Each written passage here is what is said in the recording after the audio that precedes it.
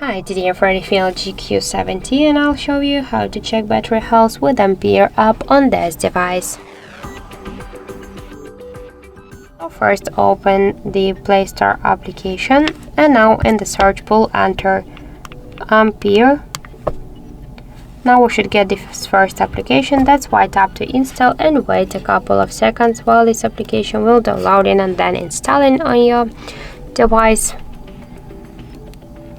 Then just tap to open the app, click yes I agree, be close, tap to OK, and now we can see information about our battery health, and my battery is in good condition.